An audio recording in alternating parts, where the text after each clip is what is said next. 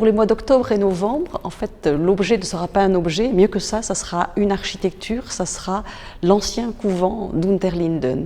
Et donc ça va se passer un petit peu comme un feuilleton, donc je vous propose de venir en octobre pour étudier le bâtiment, ce couvent d'Unterlinden, depuis son origine, le XIIIe siècle, jusqu'à la sécularisation où les religieuses vont être chassées du lieu.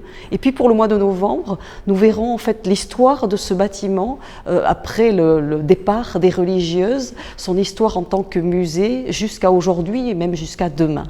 Pour le mois d'octobre, en fait, cet objet du mois va commencer par l'étude de la maquette, qui est une maquette qui a été faite au XIXe siècle, mais d'après des sources et des documents du XVIIIe siècle. Donc, je propose en fait une remontée dans le temps et voir ce lieu tel qu'il était à la fin du XVIIIe siècle, puisqu'en 1792, les religieuses dominicaines sont chassées du lieu. Entre-temps, elles ont fait des travaux, elles ont aménagé ce bâtiment de façon très très importante, et on va essayer de voir à travers les vestiges de l'architecture, les décors bureaux, comment pouvaient vivre les sœurs et quel était leur environnement.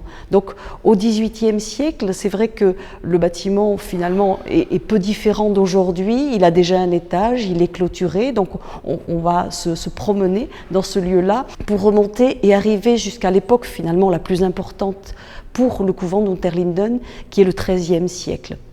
Puisqu'au XIIIe siècle, c'est l'époque de la construction du lieu, il a commencé en 1251 et on sait que l'église, qui est le point fort du bâtiment, elle est consacrée en 1269. Alors aujourd'hui, l'église d'Unterlinden n'est plus du tout ce qu'elle était au XIIIe siècle, mais je crois qu'en regardant bien, finalement, on arrive à très bien comprendre comment était le bâtiment. Donc il faut peut-être un peu fermer les yeux quand on est dans la chapelle et imaginer. Imaginez d'abord qu'en fait, il y avait deux parties bien séparées. Il y avait la nef d'un côté, où étaient les fidèles, où étaient les habitants de Colmar, qui rentraient directement dans la nef par ce qui est aujourd'hui l'impasse du théâtre.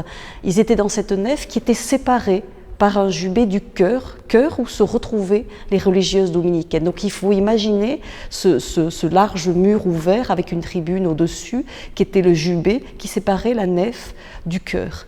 Ensuite, dans le chœur où se trouvaient les religieuses dominicaines, on sait qu'il y avait des retables, on a des descriptions de retables, on sait qu'il y avait des stalles où s'installaient les religieuses dominicaines.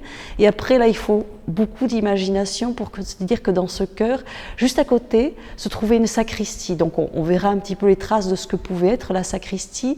Et puis toujours à côté, dans ce qui est aujourd'hui la salle des sculptures, se trouvait la salle capitulaire, la salle du chapitre, où se réunissaient les religieuses. C'est le point le plus important du lieu après l'église.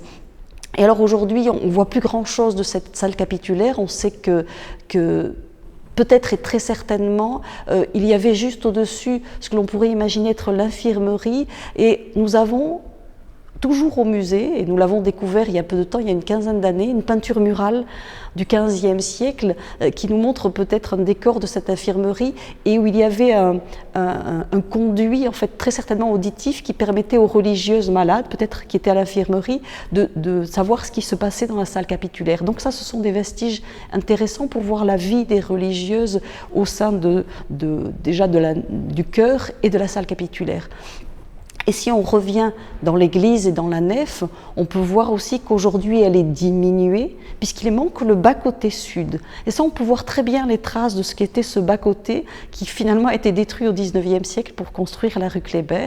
Et on voit bien donc que cet espace était beaucoup plus grand et que lui aussi a été aménagé au cours du temps puisqu'aujourd'hui, les visiteurs du musée le voient, ils peuvent monter à l'étage sur une tribune. Cette tribune n'existait pas à l'origine et en fait elle a été construite en 1738 pour y installer les orgues qui aujourd'hui sont dans l'église de Niedermorschwihr. Donc nous parlerons de tous ces vestiges, des peintures murales qui ornaient cette église. On a quelques traces aujourd'hui qu'on étudiera, mais il faut savoir aussi qu'il y avait tout un cycle, par exemple, consacré à la vie de Saint Jean-Baptiste, qui était le saint patron du lieu, et à la Vierge qui se trouvait dans le chœur. Il y avait toutes ces peintures murales qui ornaient ce lieu que l'on découvrira à travers la visite par simplement des restes de peinture murale. Donc nous étudierons tout cet espace, comment pouvait être configuré le couvent. On a parlé de la salle capitulaire, on essaiera de voir où était le réfectoire, le cellier, on connaît encore ses traces, les cellules. Donc à travers cette visite, nous essaierons de nous remettre dans l'esprit des religieuses